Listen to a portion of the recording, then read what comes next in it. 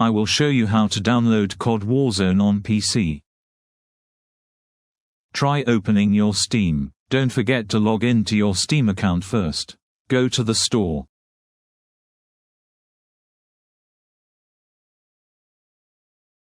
Click the search game column.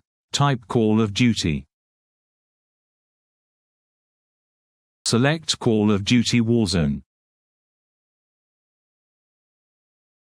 Scroll down, click Play Game.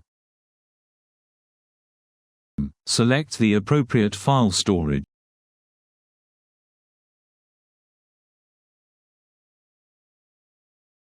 After that, click Install. You have successfully downloaded it. Wait for the download to complete. After that, you can play it. Thanks you for watching, and if you haven't subscribed yet, be sure you hit subscribe button.